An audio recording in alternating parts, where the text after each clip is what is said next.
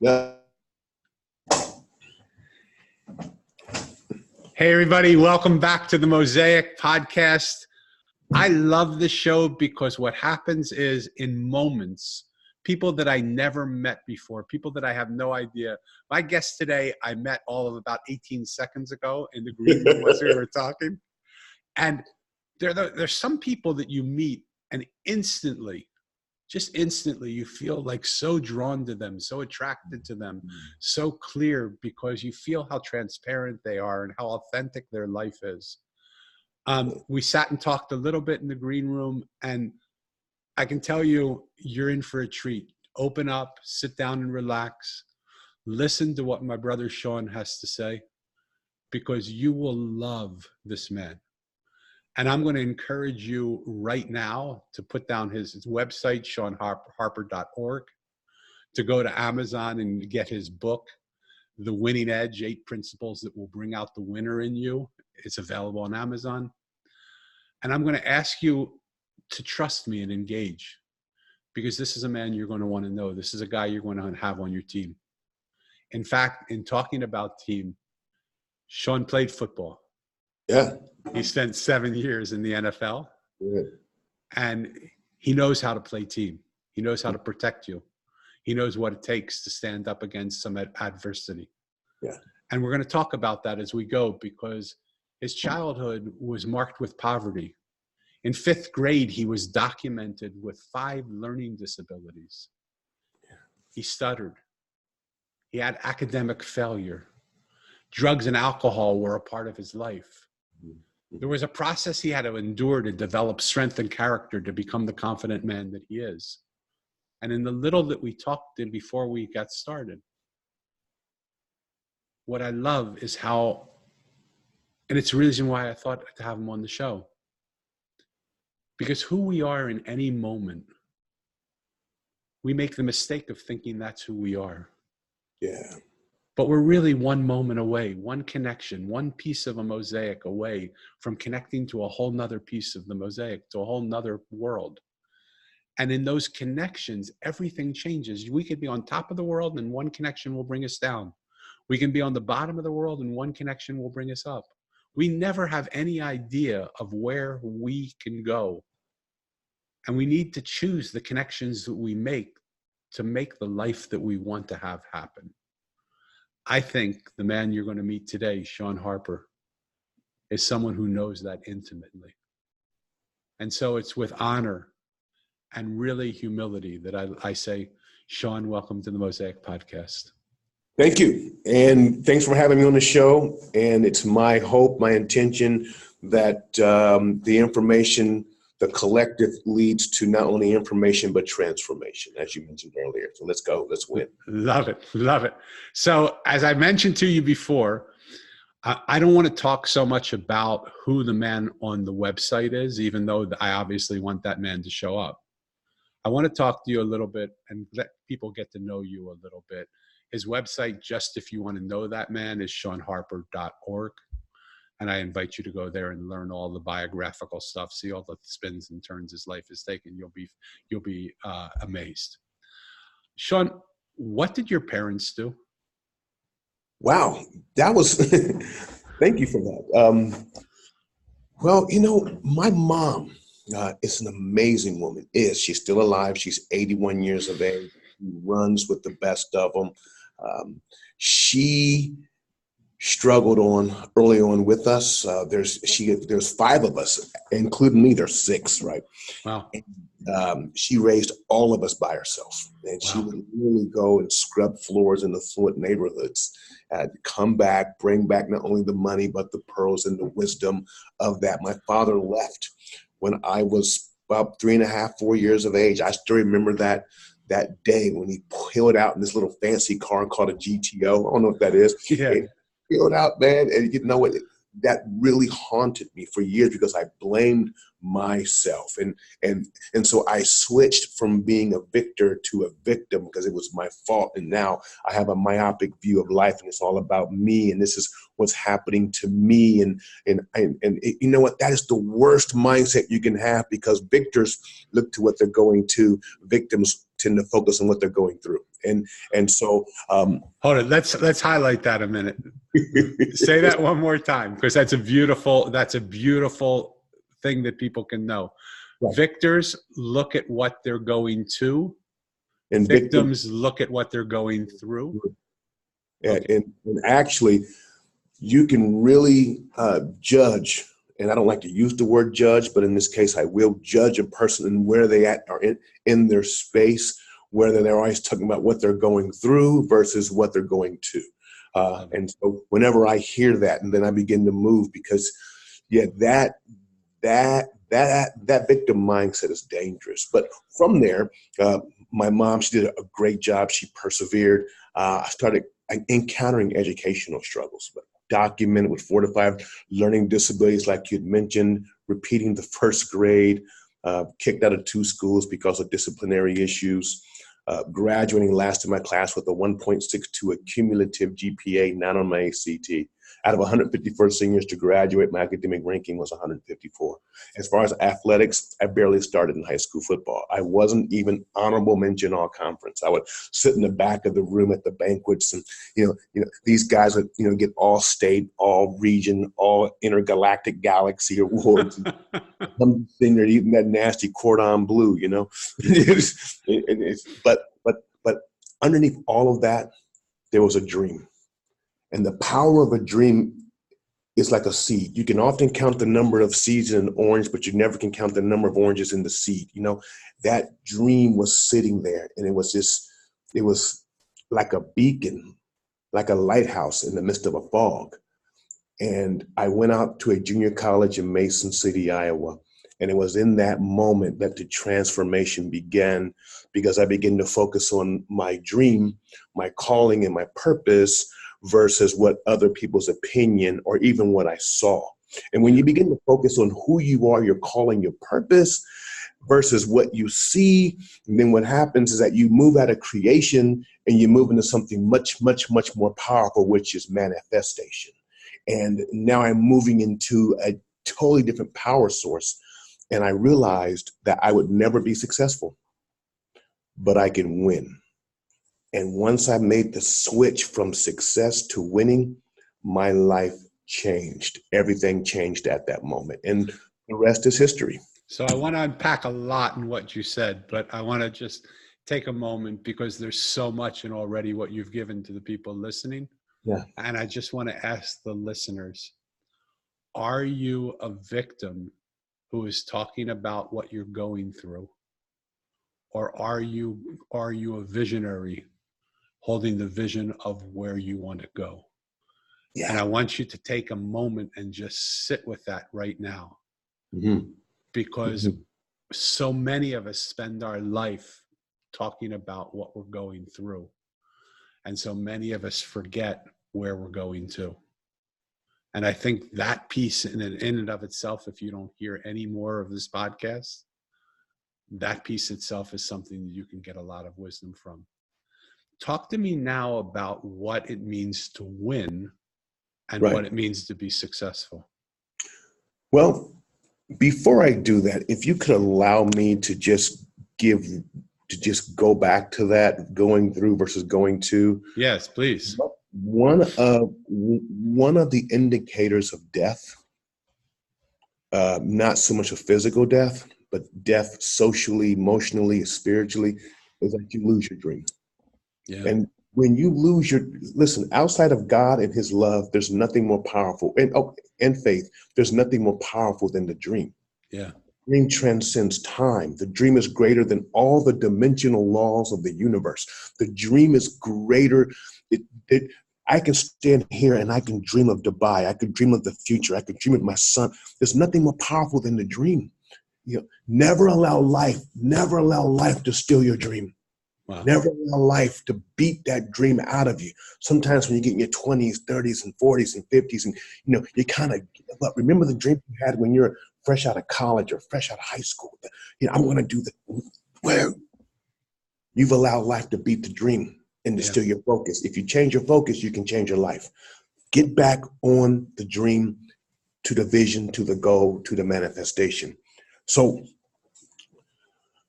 I believe, this is just my theory, I believe that we are created winners. So that's very important because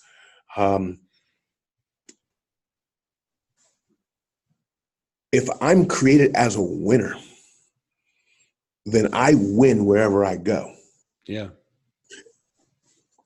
So let me jump in here, because the thought keeps coming to me, and I don't know what faith you follow or what practice you follow, but what do you do with the Christian faith that believes we were born sinners rather than winners? Well, just because you're a sinner doesn't mean that you're not a winner. Okay. You Walk with me there. know, it's like take that twist, because there's so many people that spend so much time sinning. It seems as if they are focusing on what they're going through, right. rather than on what they're walking to. So here is very, very, very good question. Sinning can lead to condemnations, or sinning can lead to conviction. And my conviction is that I know what I did, but I know what he's done. Love it. Now that I am leaning on more of what he's done, it can allow me to do amazing things. Right. Is that I am a son, and nothing can take my sonship from me. Am I bad at times? Yeah. Did I miss it? Yeah. Am I not perfect? Oh, heck yeah. But those are actions. I'm talking about identity. This is my identity. I'm a son. So once you know who you are, no one can never steal that from you, because if you don't know who you are, you're who they say you are. And once a situation or circumstances can name you, it has all power over you. In other words, you can never grow past your name. Some people's name is failure. Some people's name is, druggie. Some people's name is loser. My name, I'm a winner. Love it. Love it. Yeah. Let's go back a little bit, if you don't mind.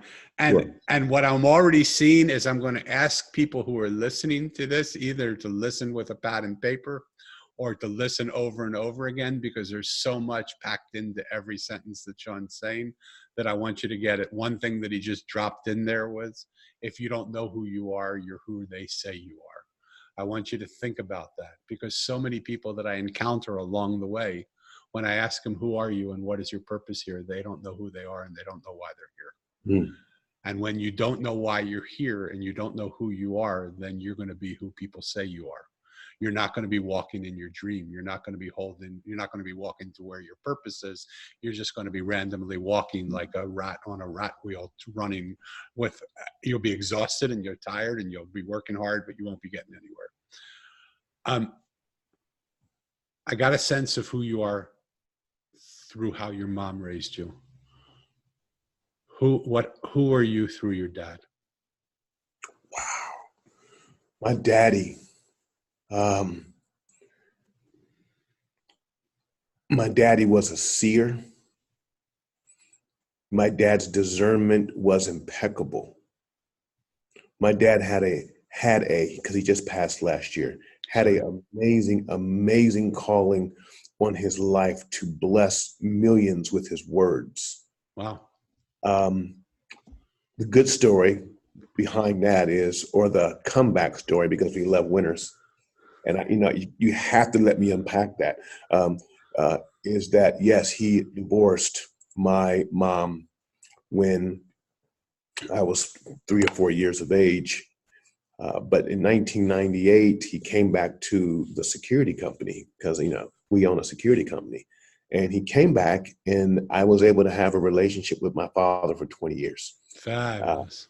And it was not an amazing, fruitful butterfly relationship in the beginning, but towards the end, he was there every day, and he had opportunities to work other places, but he stayed with me every single day to infect me with the finishing touches of the Harper DNA.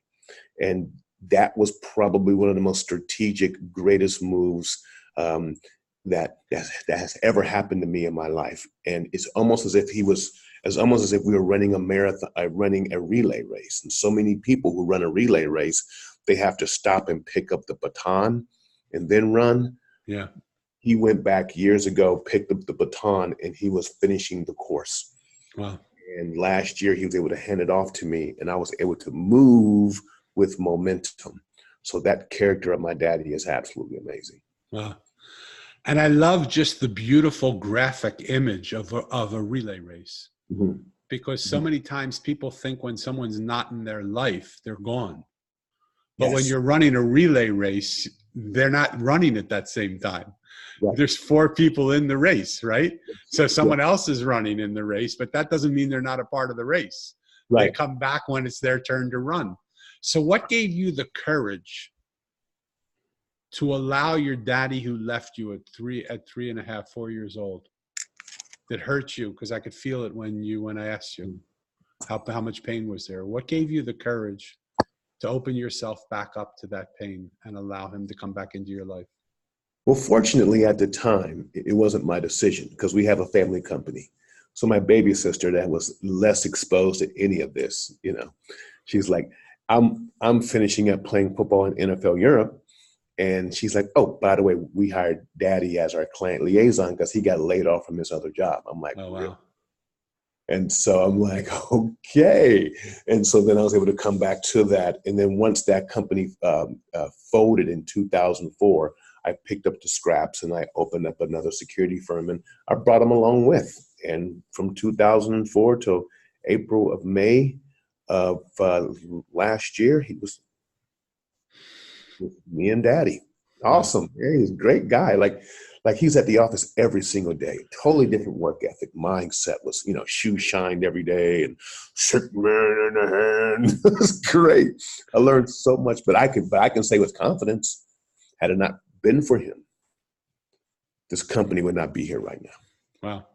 Yeah. So I guess what I'm trying to do is I'm trying to catch that moment where all the pain that you felt, all that thought, now I'm NFL Europe. My little sister told me daddy's back in town. Daddy's back in the game. Yeah. What were those feelings that came? Was it immediate, like, okay, he's back and I have to accept this, or I want to accept this, or I'm willing to, or what was that? Because look, along the course of life, people hurt us. Yes. And most of the time, we don't have the freedom to let them back into our life to hurt us again. We protect ourselves and we guard ourselves and we put silos around ourselves so that we won't get hurt by that again. What was the process for you to get through those silos, to allow yourself to say, come on in, daddy? Live, give, and forgive are 3 of my pillars. Forgiveness is one of the most powerful weapons that you can possess. And so walking on the path of forgiveness, of just year after year, moment after moment, day after day, that I forgive you for leaving me, that I forgive you for abusing me, that I forgive you. And then something else happened at the same time, is that I'm married now. And so I'm seeing the struggles, I'm seeing the pain, I'm seeing the, thought that maybe I should just leave. And, after 20 years of marriage is paralleling 20 years of being with my father. And as I'm growing, now that I see my struggles, now I see my temptations, now I see my fears, now that I see my adversity, now that is, as I'm receiving it, now I'm fighting through it and working through it, now I can look at his situation with a little bit more sympathy, a little bit more empathy. I'm like, oh, I understand that now. Oh, I understand how that can happen. Oh, I can understand the fear of losing your dream. Oh, I can understand that door that was open. I can feel you, Dad. Now I can relate. Now I can forgive. Now I can release. Now I can bless. And so that, and honestly, it was a 20-year process. Yeah. Once in a while, I'll wake up with a thought. Like last month, he's been dead, right? Last year, I had a thought of something that happened when he was one of my earliest thoughts. And that thought flashed into my mind. I'm like, okay, that's a roadblock. You need to release that, something small, Right. minuscule, but I was able to release that. Why else would I have a flashback of a thought when I was 3 or 4 years of age? Yeah. That needs to be dealt with. Yeah. Yeah. So, excuse me. I love what you're saying, and I love the power of forgiveness. And I also know humankind. I know that until we heal that child, that 3-year-old who sort of is still looking for the love of their daddy, that we don't, we can put it aside. We can say it's not important. We can try and talk over it. We can try and leave it, but it will always sing out. I have the beautiful opportunity to have a 30-year-old developmentally delayed daughter, and she Mm-hmm. can't speak like you and I speak. So because I love her to death, and she's the greatest gift I've ever been given, we've managed to figure out a way where most of the time she can speak and I can hear her. But it's not because of her words. It's somehow something that happens that we communicate with each other. But there are lots of times where she speaks that I don't get it. Right. And when she speaks and I can't understand her, what she'll tend to do is she'll tend to yell because she thinks, well, if I raise my voice, maybe he'll hear me, but it's not the volume of what it is, it's the clarity. And yet sometimes when she yells, she says something in slightly a different way. And I do hear it. So sometimes it works, but most of the time it doesn't. And when I don't hear her when she yells, then what she'll do is she'll tantrum because she's so frustrated that she wants to be heard so badly, and I'm not hearing her. She'll create a scene. It could be in the middle of a restaurant, in a store, when we have friends over. It can be while I'm driving with her in the car. It could be all those things. And it can happen randomly at any point in time. And when that doesn't work, then she tries to attack me. She tries to either bite me or rip my shirt. That went on for 5, 10, 15 years. And sometimes it happened as many as 5, 6, 10 times a day. Until finally, I said, you would think in telling the story in this compact way, like idiot, why wouldn't you come to this point quicker? Finally, I said to her, Lisa, I know so badly you want to communicate to me. I know you're trying to say something to me. Can you say it in another way? And from the midst of her rage, she smiled and she said, I am, Daddy. Perfect English. And I said, what do you mean you are? How are you communicating to me? And she put her finger to her head like this. And I said, you little son of a gun, are you putting thoughts in my head? I thought you were doing that, but I didn't trust it. And we started laughing and laughing. It went on for probably 2 or 3 minutes. It felt like 10 years that we were just laughing and laughing together from the pit of rage to now, because she finally had told me how to hear her. Mm-hmm. What I realized is everybody that I meet acts like my daughter. It doesn't matter if they're the CEO of a company, they are the head of a household, they're the head of a country, they're in government, they're in business, they're in community. When they speak and they don't get heard, they yell. When they yell and they don't get heard, they create a scene. When they create a scene and they don't get heard, they destroy. So what part of that little child in you is still trying to speak to you that you're not hearing, if any part? So I believe that there's a lot there. But the most amazing part about all of what you just said is that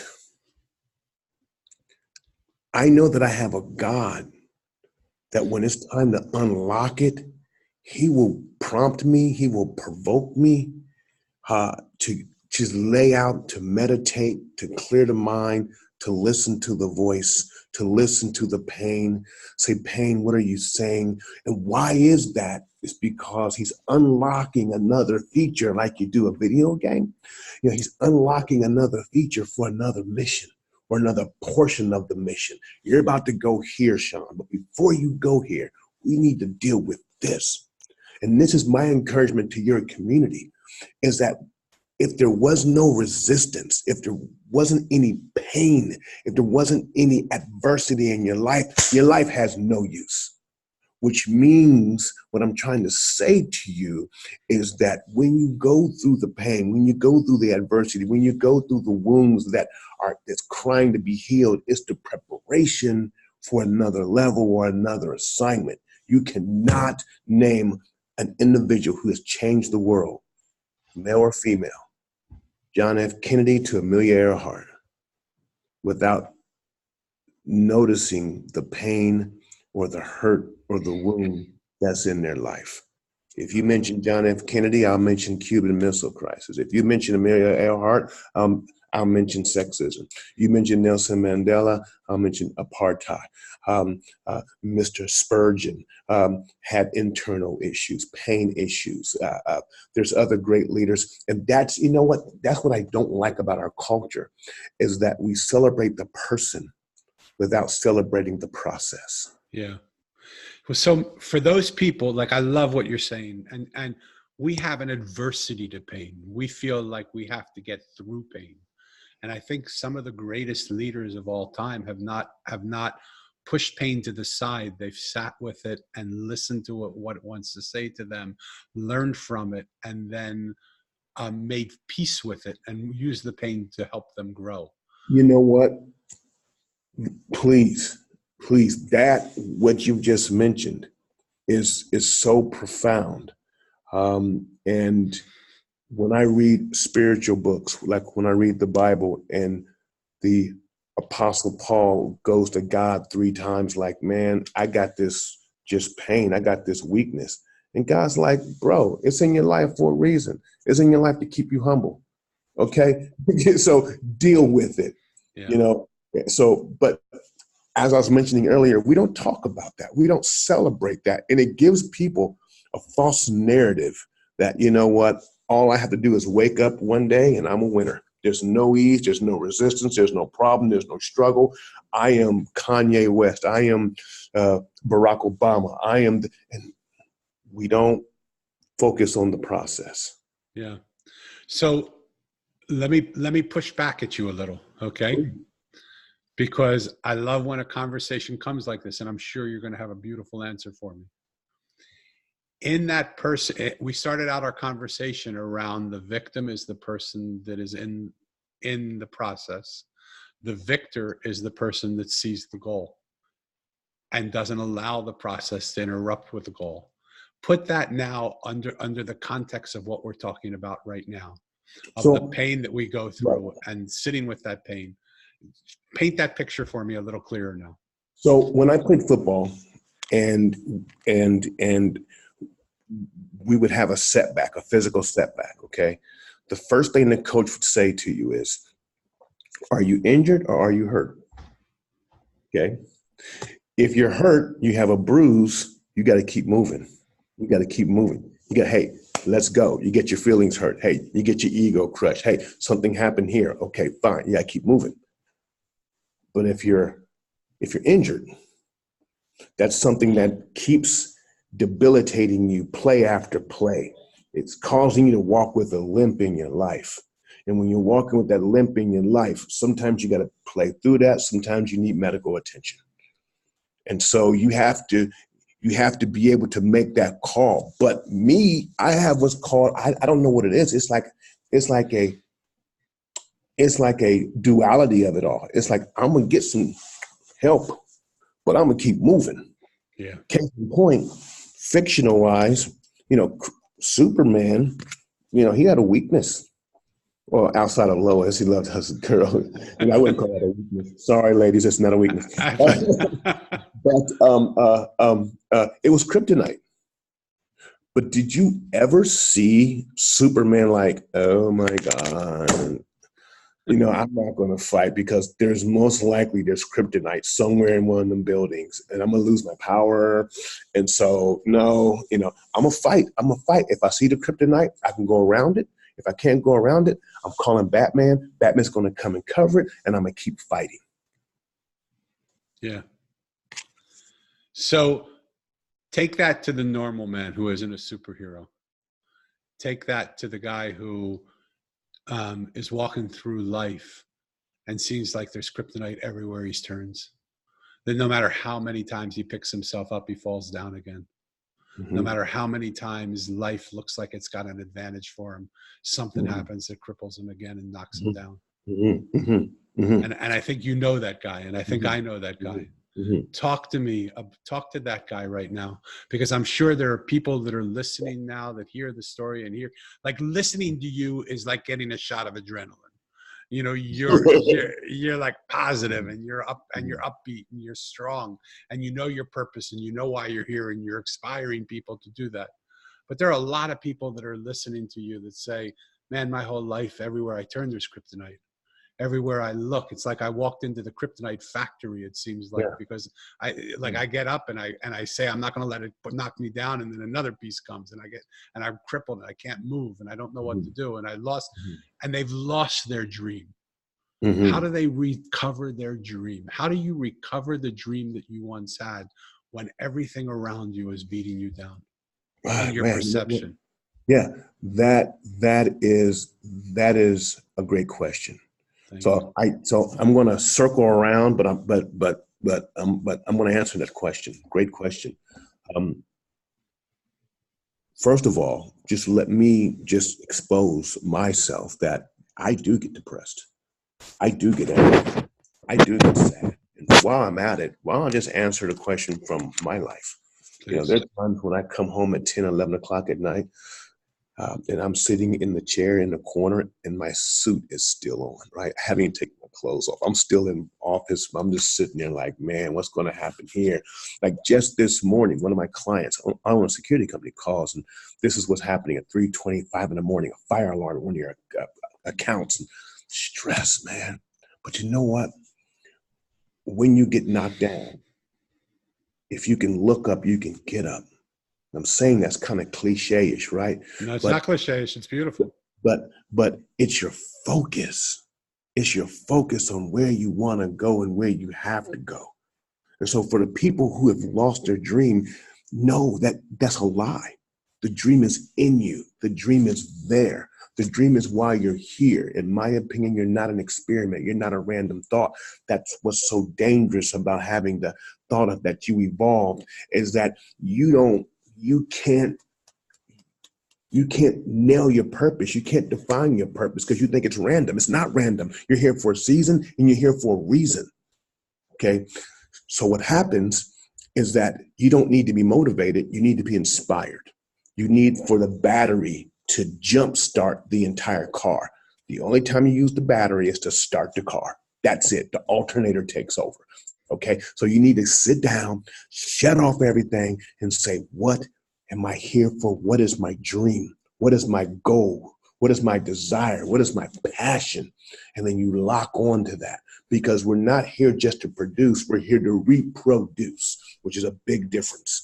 Okay. Unless you're a GMO, and GMOs don't reproduce. So you're here to reproduce. Now, and so then once you lock that in, now you put that out there.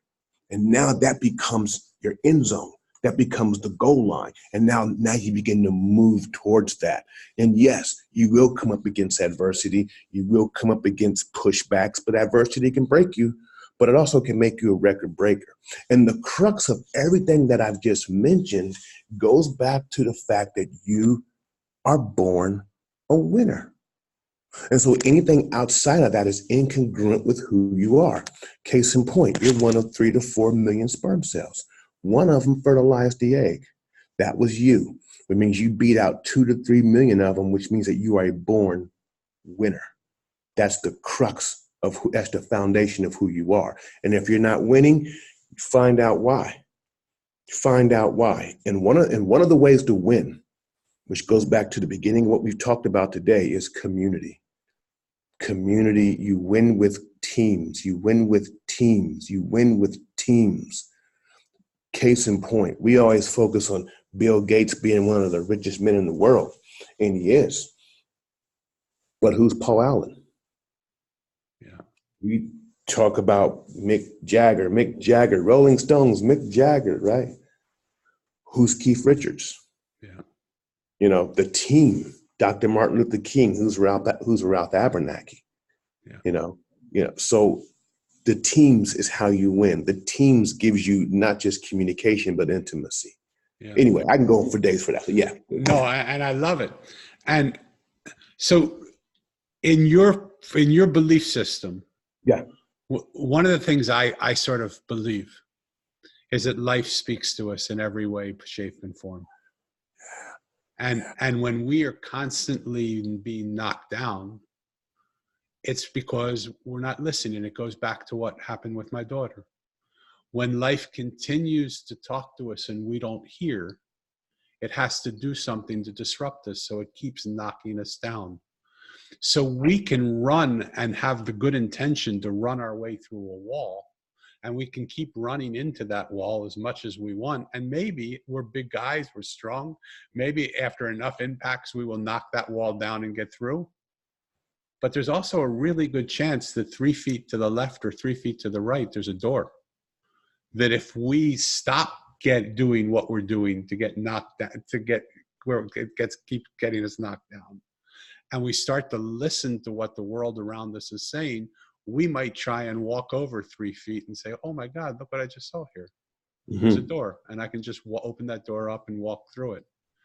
Do you believe that when we get knocked down that the world is telling us something, or do you believe that we just have told ourselves so often that we're a loser that we can't get through, and if we were a winner, we could get through anything? Well, I believe naturally, once we come up against adversity enough, we stop trying. That's what happens. Yeah. It happens in nature with the elephant in the chain, with the flea in the box. And then if we're not careful, we'll pass that down. Let's just play life being comfortable, Yeah, safe. Yeah, safe. It happens a lot. But the motivation, this is why I keep coming back to the win. Because the motivation and the dream is what you listen to and is what you focus on. Okay. And so now when I look at that obstacle, I'm not only looking at the obstacle, I'm looking at the obstacle as an opportunity. So now I'm changing and I'm redefining what I'm seeing around, because guess what? You still have to play the game of life. You still have to play the game. But this also is where your teammate comes in, because your teammate might not be hitting that wall. And your teammate is like, hey, I think you need to move to the left. Hey, I think you need to move to your right. What's so amazing is that I know people who are very, very, very, very, very affluent. I mean, like a lot of money. They have a team. They have advisors who come along and say, you know what, running down this road is going to lead to a dead end. How do you know that? Oh, because I've been there like 5 years ago. I've seen that. I've seen exactly where it's going. And so having a team to win is what you need. I mean, like I mentioned, who would Mick Jagger be without Keith Richards? Yeah. Yeah. So to the person that is listening to this and thinking, wow, I've lost my dream. I haven't lost it, but I can't find it. I've been beaten up so much that I'm like that tick in the box, or I'm like that elephant with the chain. To the person who says, I can't afford to have a team. I mean, I don't have the money to hire a team, or I don't have the group around me, or I've lost my friendships, or I'm embarrassed by who I am, and I don't want to show up weak and ask for people to help me. What do you say to them? What do you say that rekindles that realization that they haven't lost their dream at all? They just are no longer looking at it. How do you get them to refocus to where their dream is? By refocusing on their dream. I know it sounds like, it's the reason why you have stopped. One of the reasons why you have stopped is because you have an internal belief that's been damaged to say there's nothing more you can contribute. Your time is over. Now, listen, I'm 51 years old. That creeps into my mind every now and then. What could have been? You got to fight. You got to break that. You got to retrain yourself to focus. This is where I'm going, because you will always manifest what you focus on. As I mentioned earlier, you change your focus, you change your life, and you begin to move. Number two, you got to change. You have to literally change your associations. One of the things that I do is kind of corny, right? Is that when I really want to just get the juices flowing, I get out of my office, get away from my company, whatever, and I go to Ohio State campus, 15 minutes from here, and I sit at a library or at a Starbucks, and that energy bounces. This begins to kickstart. And once that battery jump starts that entire engine, then that's it. Or I go to the airport and I park at the airport. I go into the Starbucks at the airport or a lounge at the airport with everyone moving around, flying all over the place. And then I begin to move. I begin to operate. Because what happens, and this way I just heard this, is that you always create an environment that is inconducive with what you're thinking and feeling. Yeah. So you have to change the internal and you have to change the external. Yeah. Beautiful. What's the thing that surprises you most about the work that you're doing and what you've discovered in people? Well, honestly, that the effect that it's having on people. What I mean by that is every once in a while in my inbox, I'll receive, oh, I'll tell you a story. It's just happened. No, I'm sorry, 4 years ago it happened. It was profound. About 8 years ago, I'm speaking in South Carolina at a school doing a school assembly. 4 years ago, I'm in a beautiful city, Nashville, Tennessee, right? And I'm at the Embassy Suites, and this kid is looking at me. He's in his early 20s. He just keeps staring at me. I'm like, why is this guy staring at me? He's turning his head. He's looking me up and down. I get off the elevator, and he's like, is your name Shawn Harper? I'm like, yeah. He reaches in his back pocket, opens his wallet, and he pulls out this mangled, wrinkled football card. And he says, you gave this to me at a school assembly years ago. Wow. I'm out of high school. I'm in college, about to graduate. He said, and on my down days, I look at the contents of that card, the football card you gave me. Thank you. I'm like, wow. I'm like, words are truly eternal. Yeah. Yeah. What I often will share with people and enjoy listening to is how much impact what the things we say have and how little we realize that. And what a great story. Yeah. Because some random kid in the audience that you talk to, who you happen to hand the card to, right? 4 years later, or however long later, a lot of years later. What are you most scared of? What do I fear the most? Well, what just hit me was dying unfulfilled, dying with purpose unfulfilled. It's leaving here and not doing what I've been called to do. What would happen if that happened? What would that mean to you? I lose. How come? Because I did not plant the seed or to the fulfillment as if it was called to be planted. That there was an assignment, that there's people that I was supposed to reach and I did not reach them. I got too caught up in budgets. I got too caught up in ego. I got too caught up in other things. And so that fear keeps me humble. I want it to keep me broken and humble before God. I want to be broken because I want the gentleness to not miss an opportunity to talk to a young lady at the airport who could be suicidal while I'm on my way to speak to 10,000 people at a conference. Yeah. I don't ever want to get to the point to where I'm so caught up in the stage that I forget the people. Yeah. And so I want to stay pliable. I want to stay gentle. I want to stay broken and not allow the ego and not allow life to put me on that stage.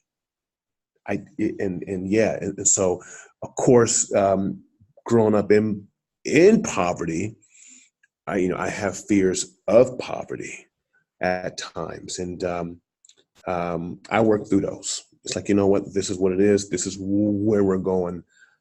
This is who I am. Yeah. But the big one is walking with kings without losing your common touch. How do you do that? Because I used to be at a the director of business development at a big publishing company. Mhm. And I would find the most beautiful people in the world. When I found them, they were exquisite people. They were kind and gentle and simple, and they had no idea who they were. And then they started to talk and they started to write, and people started to come up to them and tell them how great they were and how fabulous they were. And they started to believe all the press clippings that they read about, all the things that they heard. And I remember watching them one by one become the biggest assholes you ever want to meet, right? Because now all of a sudden they wanted just green M&Ms in the waiting room, and they wanted it to be this way and that way. And I remember saying to one guy that story, and he said, if you ever see me doing that, please bend me over and kick me in the butt, and just don't let me walk away. And I said, really? And he said, yeah, absolutely. And I said, then bend over. And he said, no, I'm serious. And I said, I am too. And he didn't talk to me for 5 years after that, until finally he came up to me and he said, I'm so sorry that I didn't talk to you, but I was just shaken by what happened, and I didn't realize I had become that person. But what do you do when you've reached a certain level of acclaim, where people are telling you how great you are, where you're standing on an elevator and some guy pulls out a card that you gave him and tells you how much you mean to them, or you hear stories of how much you've influenced a person's life? How do you stay humble? I remember seeing Magic Johnson in an airport, and he was getting his shoe shined, and I sat up to him and I said, hey, Magic, I don't want to intrude on your space, but I just want to tell you I love the way you play ball. And I said, will you sign this? I have a developmentally delayed daughter. Will you sign this? He said, even here when I'm getting my shoe shined, you need to come up to me and ask me for a shoe shine. I said, Magic, all you've done on the court just became ugly to me, because the person you are in this moment to me is ugly. And I know you're not an ugly man, but I'll walk away with that thought that you don't have enough time for me. And I'm one of the voices that have made you popular. So I'll just walk away. Your time's way more important than mine. So you just go and have your shoe shined and don't worry about it. He came running after me. Yeah. And he said, I'm sorry, you just schooled me, brother. Yeah. And That's him. He said, I'm so sorry about that. Yeah. Yeah. Right. That's him. But how do you have that place that you don't trip up at that moment? Because when people ask you all the time to do stuff for them, or give you that sense, how do you stay humble? Well, three things. Number one, I try to stay on my face and meditate and pray, talk to my God. And to realize that I'm a part of a collective. It's very important. Before you can become, you have to be. Before you can be, you have to belong. But in order for you to I threw it out of order, but the last one is that I belong to something greater than myself. Yeah. Okay. That's number maybe one or two. I don't know what number it is right now. Doesn't matter. The next thing is because you know what? That's not enough. That's not enough. The next thing is that I've looked for external cues. I look for things that I do that might not be a big bang, but they're triggers for me. Like, uh-oh, you're getting kind of full of yourself, buddy. Yeah. Uh-oh, and that on your face. Uh-oh, you're arguing with your wife. You know what? You need to get along. Then the third, which is the most important, is that I have people. I have people, just like you just mentioned with the earlier example. I have people who I have my sister who's, in the Christian world, we call them intercessors. She's the kind of person that's up 2, 3, 4 o'clock in the morning praying. Okay. Yeah. So she has poetic license, and maybe 2 or 3 times a week she'll text me, and says, "This is what I'm picking up about you." Yeah. I have someone else in my office, and they'll say, "This is what I'm seeing in you." Yeah. Okay, you need to handle that. And there's, it talks about a subtle rebuke is so much better than, open calamity. It is so important, which is the danger I see in athletes, and I see in politicians, and I see in actors and actresses. is that they have their entourage so tightly knit around them that they filter out the corrections that need to happen. Yep. Which is why in the Bible, every king had a priest. And so this is my challenge for your audience, is that you have to have I'm not saying it's a biblical priest, but you have to have somebody who doesn't eat at your table, which means that he or she is not on your payroll. Yeah. Who is more concerned, who is called to you and not called to your journey or destination. They're called to you. Yeah. And they don't eat at the table, which means that, you don't have to pay them to make them happy, and they're not on your payroll. They don't eat at your table, and that they can walk through any of the BS and call you 24 hours a day and call you out on your stuff. Yeah. You can respect them. Yeah. And listen to them. Yeah. Yeah. I love that, because one of the things that I have been given the gift of doing is hearing people's soul when I speak to them. Mm-hmm. And oftentimes people have so much noise around them that they're not able to hear the voice of their own soul. They're caught in the noise of the world around them, the noise inside of them, and they're not able to hear what the quiet says to them. And so what I say is, even if you have to hire somebody to do that for you, hopefully you can hear the voice of your own soul. But it's worth it, if you can't, to hire somebody to hear what it is that you've been given, that will be able to clearly and honestly tell you without their desire for you to like them or hate them. It doesn't matter. Yeah. Just have somebody speak truth to you. Sorry. Go ahead. You go. I'm sorry. When I played for the Rams, there was a offensive lineman named Jackie Slater. Yeah. Okay. Jackie Slater played 20 years no one plays 20 years. Not as an offensive lineman, for sure, right? The average lifespan in the NFL is 2.8 to 3 years. Wow. Okay, that's it. So to play 20 years is a long time. But one of the things that he would do is that he would go through his pass sets, right? And he would go through his sets. Now, when you set as a right tackle, you're supposed to set straight back, shoulder square. Okay. So he would make me and a guy named Daryl Ashmore, who went to Northwestern, and we would have to stand behind him all practice. We would hold his water, but he would do his sets. And his all-pro offensive tackle, once he would finish his steps, he would turn to us with like a little sheepish boy face with innocence and humility. He would say, "Brother Harper, how's my sets?" And I would say, "Jackie, you're setting too far to the left." He's like, "Okay, thank you." Wow. "Jackie, you're setting too far to the right." Okay, because if I set too far to the right, the defensive end's going to come under me. If I set too far to the left, he's going to take the corner. Yeah. With all his skill, he realized I can't see my blind side. Yeah.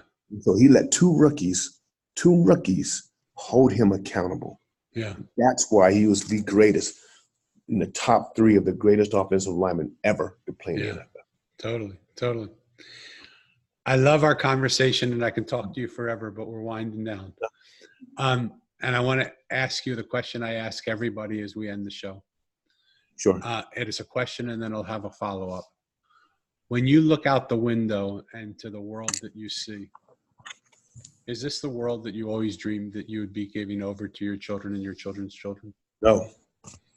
So, no. And we know that momentum will continue if we don't do anything, right? If none of us, 98% of the people I ask that question to say absolutely not. But if we don't do anything to change that, then that momentum will continue, and it will probably only get stronger and worse and more no good. What's one thing that you would say to people, that of all the things that you said, because you have so much knowledge and you have so much direct experience, what's one thing that you would say that people could start with right now, that they could do, that would, if they did it, this world would change enough to make it be that more than 2% of the people that I asked that question to would say, yeah, man, this is exactly the world that I would like to give? What would make the world that we don't want to give the world that we do want to give? One simple thing. Courage. Courage to be the thermostat and not the thermometer. Wow. Courage to say, hey, the thermostat says, hey, this is the temperature. Either A, I adapt, or, oh, well, that's just what it is. The thermometer says, no, this is the temperature. And I'm going to fight like heck to let the love and the joy come out of me, because I'm going to infect and affect the people around me. And I pray that it's contagious. Fabulous. But when all else fails, I'm going to be the thermostat, not the thermometer. I'm going to respond, not react. Love it. Shawn, people I'm sure are going to want to get in touch with you. We haven't even told them what you do, what it is. If they want you to come and speak, if they want you to come and inspire, how best do they get in touch with you? You know what? Simple. You just go to ShawnHarper.org. There's a space down there. Book Shawn with a W. Or you can just shoot on over to Instagram, Shawn Harper Speaking. And I have something for you that I've not switched over yet. You know, the copy of my book, The Winning Edge. You can go to Amazon, which is be great, but you can also go to ShawnHarper.co, and I'll give you a free copy of my book. And just boom, hit the information, and it's yours. So, because hey, it doesn't come to you if it can't get through you. So, yeah. Fabulous. And we'll put all those links in the show notes. Mm-hmm. I just want to summarize, if you don't mind, of what I feel. Okay.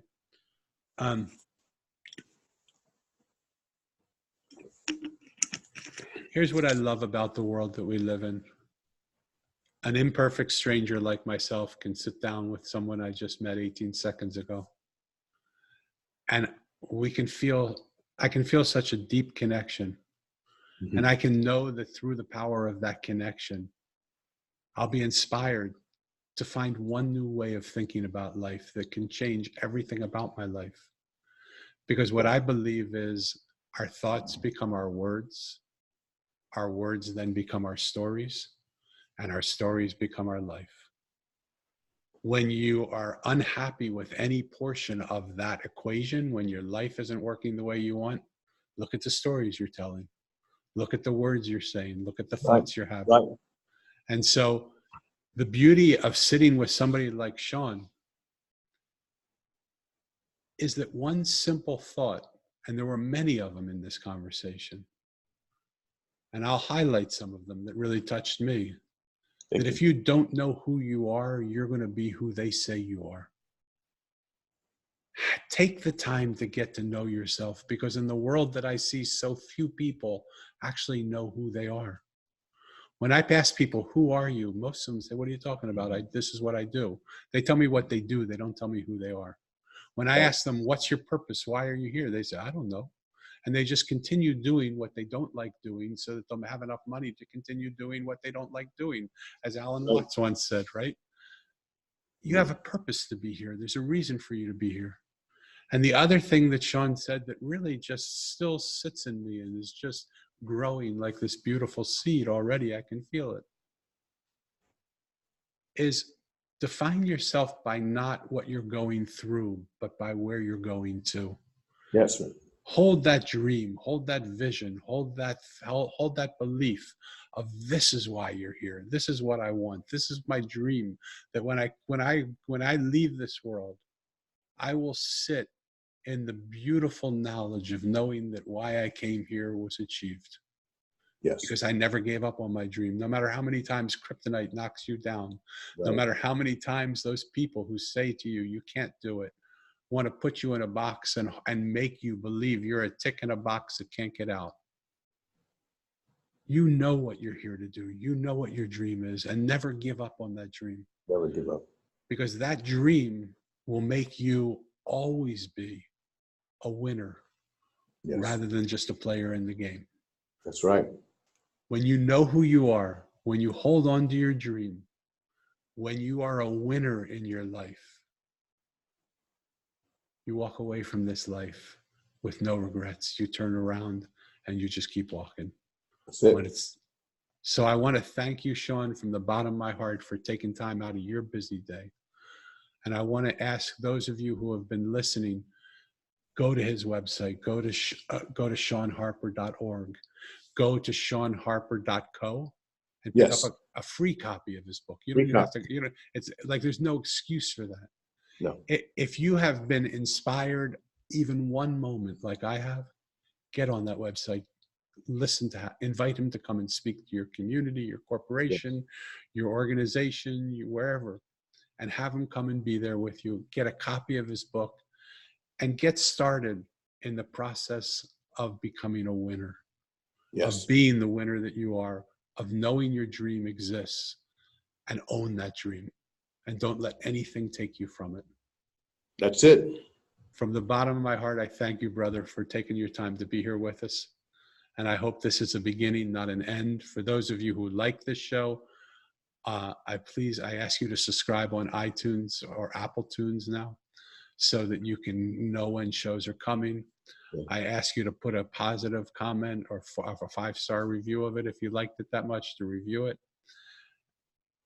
And make this a transition point in your life. Listen to it again. Listen to his wisdom. Go to his website and enjoy the things he offers you. Get his book. And I hope to see you next time when the Mosaic continues.